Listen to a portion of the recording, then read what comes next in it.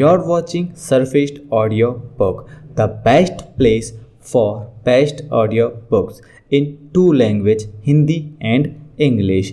So this video is all about Rich Dad Poor Dad full English. What the rich teach their kids about money that the poor and middle class do not, by Robert T. Kiyosaki. So guys, this video is in English language. If you wanna listen in Hindi language, you can also visit my channel for the Hindi audiobook of the Rich Dad Poor Dad. Here we are starting with the introduction. Rich Dad Poor Dad. Having two dads offered me the choice of contrasting point of view, one of a rich man and one of a poor man. I had two fathers, a rich one and a poor one. One was highly educated and intelligent. He had a PhD and completed 4 years of undergraduate work in less than 2 years. He then went to Stanford University, the University of Chicago, and Northwestern University to do his advanced study, all on full financial scholarship. The other father never finished the 8th grade. Both men were successful in their careers, working hard all their lives. Both earned substantial income, yet one always struggled financially. The other would become one of the richest men in Hawaii. One died living off tens of million dollars to his family, charities, and his church. The other left bills to be paid. Both men were strong and influential. Both men offered me advice, but they did not advise the same things. Both men believed strongly in education, but did not recommend the same course of study. If I had only one dad, I would have accept or reject the advice. Having two dads offered me the choice of contrasting points of view, one of a rich man and one of a poor man. Instead of simply accepting or rejecting one or other, I found myself thinking more, comparing, and then choosing for myself. The problem was that the rich man was not rich yet, and the poor man was not yet poor. Both were just starting out their careers, and both were struggling with the money and families, but they had very different points of view about money. For example, one dad would say, the love of money is the root of all evil. The other said, the lack of money is root of all evil. As a young boy, having two strong fathers both influencing me was very difficult. I wanted to be a good son and listen. But the two fathers did not say the same things. The contrast in their point of view was particular about money was so extreme that I grew curious and intrigued. I began to start thinking for long periods of time about what each was saying. Much of my private time was spent reflecting, asking myself questions such as, why does he say that? And then asking the same question for the other dad's statement. It would have been much easier to simply say, yeah, he's right, I agree with that, or simply reject the point of view by saying, the old man doesn't know what he's talking about. Instead, having two dads whom I love forced me think and ultimately choose the way of thinking myself. As process, choosing for myself turned out much more valuable in the long run than simply accepting or rejecting single point of view. One of the reasons the rich get richer and the poor get poor and middle class get struggled in depths in their subject of money, taught at home, not in a school. Most of us learn about money from our parents. So, what can poor parents tell their children about money? They simply say, stay in school, study hard. The child may graduate with excellent grade, but with the poor person financial programming mindset. Sadly, money is not taught in school. School focuses on scholastic and professional skills, but not on the financial skills. This example how bankers, doctors and accountants who earned excellent grades may struggle financially in all their lives.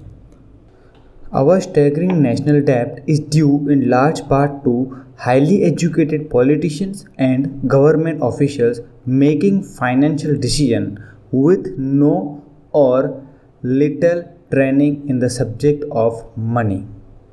Today, I often wonder that what will soon happen when we have millions of people who need financial and medical assistance. They will depend upon their families or government for financial support. What will happen when medical and social security run out of money? How will nation will survive if teaching children about money continues to be left to parents, most of whom will be or already are poor? Because I had two influential fathers, I learned from both of them. I had to think about each dad's advice, and doing so, I gained valuable insight into the power and effect of one's thought on one's life. For example, one dad had habit to saying, "I can't afford it." The other dad forbade those words to be used. He insisted I ask, "How can I afford?" not "I can't afford." One is a statement and other is a question. One lets you off the hook and other force you to think.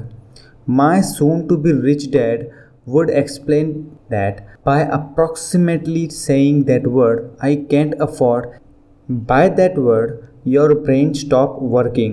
By asking the question "How can I afford?" your brain is put to work. He did not mean that you should buy everything you want. He was extreme about exercising your mind, the most powerful computer in the world. He'd say, "My brain gets stronger every day because I exercise it. The stronger it gets, the more money I can make." He believed that automatically saying, "I can't afford," was a sign of mental laziness. Although both dads work hard, I noticed that one dad had a habit putting in his brain to sleep when it comes finance, and the other habit exercising his brain. The long term result was one dad grew stronger financially and other grew weaker. It is not much difference from a person who goes to gym to exercise on a regular basis versus someone who sits on the couch and watching a television. Proper physical exercise increase your chance of health and proper mental exercise increase your chance of for wealth. My two dad had opposite attitude and that affected the way they thought. One dad thought that the rich should pay more taxes to take care of that who are poor or less fortunate. The other said taxes punish those who produce and reward those who won't produce. One dad recommended study hard so you can find a good company to work for it. The other recommended study hard so you can find a good company to buy. One dad said, "The reason I am not rich because I have you, kids." The other said, "The reason I must be rich because I have you, kids." One encouraged talking about money and business at the dinner table, while other forbade the subject of money to be discussed over meal. One said, "When it comes to money, play it safe. Don't take risk." Other said, "Learning to manage risk." One believed our home is the largest investment and our greatest asset. The other believed my house is a liability, and if your house is your largest investment, then you are in trouble. Both dads paid their bills on time, yet one paid his bill first while other paid his bill last. One dad believed in the company or government taking care of you and your needs. He was always concerned about pay rises, retirement plans, medical benefits, sick leave, vacation days, and other perks. He was impressed with two of his uncles who joined the military and earned retirement and entitlement package for life after 26 years of active service. He loved the idea of medical benefits and PX privilege the military provided its retirees. He also loved the tenure system available through the university. The idea of a job protection for the life and job benefits seemed more important at times than the job. He would often say, I have worked hard for the government and I am entitled to these benefits. Others believed I am in total financial self reliance. He spoke out against entitlement mentally and how it creates weak and financially needy people. He was empathic about being financially competent. One dad struggled to save few dollars, the other created investment. One dad taught me how to write an impressive resume so I could find a good job. The other taught me how to write a strong business and financial plans so I could create job. Being a product of two strong dads allowed me the luxury of observing the effects different thoughts have on one's life. I noticed that the people really do shape their lives through their thoughts. For example, my poor dad always said, I'll never be rich, and that prediction became a reality. My rich dad, on other hand, always referred to himself as a rich. He would say things like, I am a rich man, and rich people don't do this. Even he was flat broke after major financial setback, he continued to refer himself as a rich man. He would cover himself by saying, there are difference between being poor and being broke. Broke is temporary, poor is eternal. My poor dad would say, I am not interested in money or money doesn't matter. My rich dad always say, money is a power.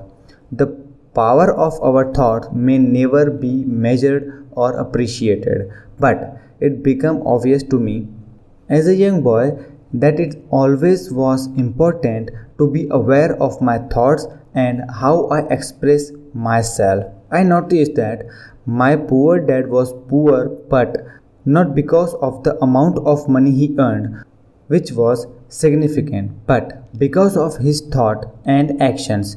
As a young boy having two fathers, I became acutely aware of being careful about which thoughts I chose to adopt as my own. Should I listen to my rich dad or my poor dad? Although both men had tremendous respect for the education and learning, they disagreed about what they thought was important to learn.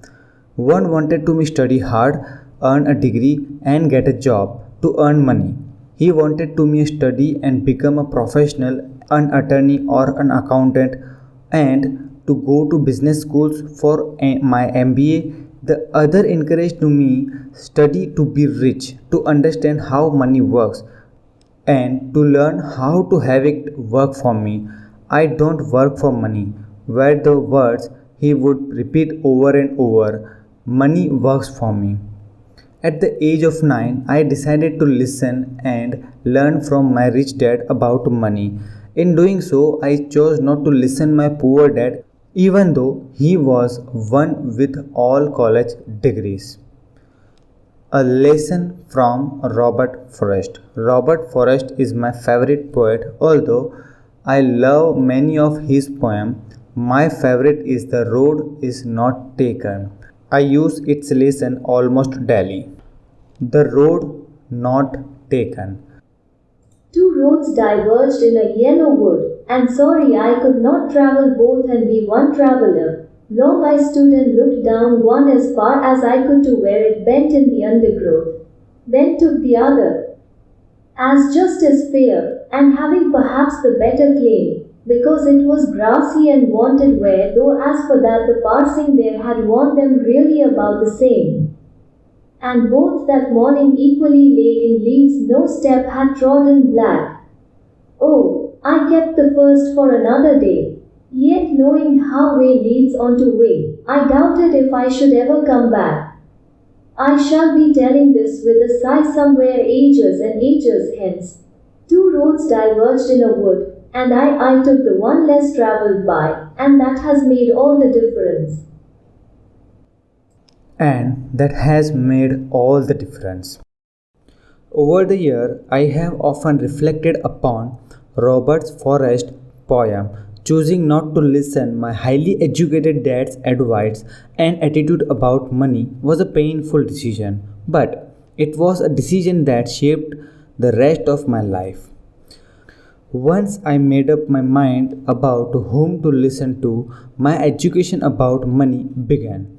My rich dad taught me over period of 30 years until I was 39-year old. He stopped once that he realized I know fully and understood about money or what he trying to drum into my often thick skull. Money is a one form of a power, but what is more powerful is financial education. Money comes and goes, but if you have the education about money, how the money works, you gain power over it and begin building wealth. The reason positive thinking alone does not work because most people went to school and never learn how money works, so they spend their lives working for money. Because I was only 9 years old when I started, the lesson of my rich dad taught me were very simple. And when it was all said and done, there were only 6 main lessons repeated over 30 years. This book is all about those lessons put as simply as possible, just as simple as my rich dad put forth of those lessons to me.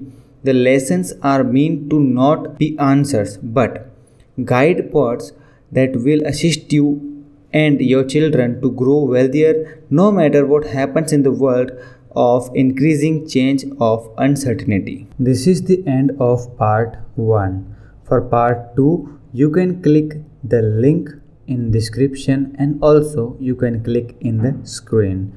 And also for the full audiobook, you can visit my channel Hindi and English both language.